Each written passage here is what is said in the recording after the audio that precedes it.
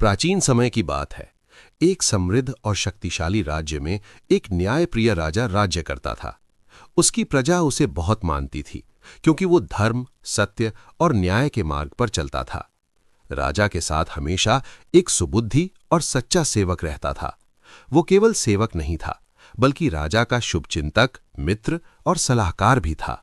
वो हर परिस्थिति में शांत रहता और एक ही बात बार बार कहा करता था, महाराज, जो होता है अच्छे के लिए होता है।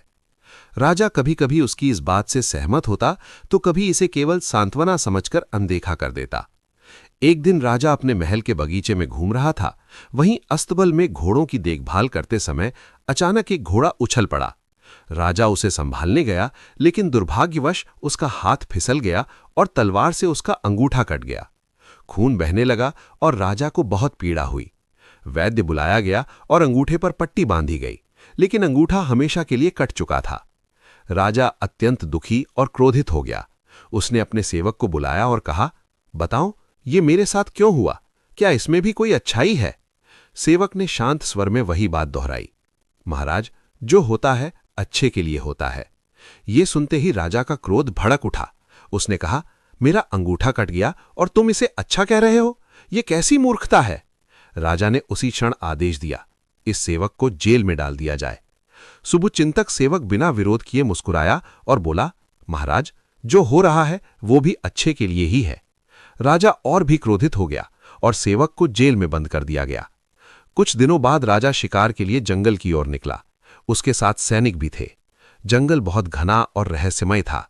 अचानक वहां के आदिवासियों ने राजा और उसके सैनिकों को घेर लिया। वे लोग एक देवी के उपासक थे और मानते थे कि देवी को पूर्ण शरीर वाले मनुष्य की बलि देने से वे प्रसन्न होती हैं।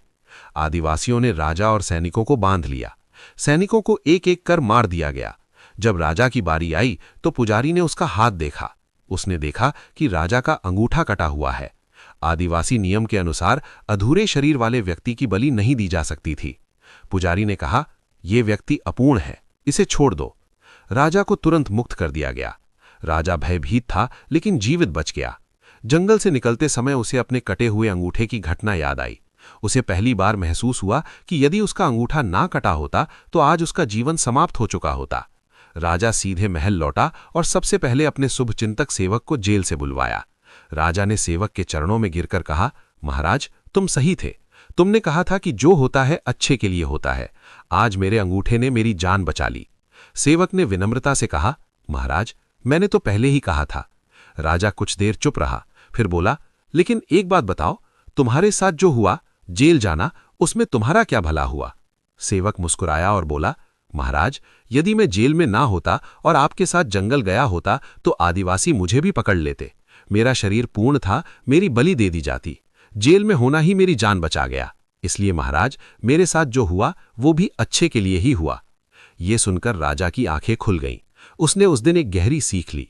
राजा ने सेवक को सम्मान दिया और कहा, आज से तुम केवल मेरे सेवक नहीं, मेरे गुरु हो।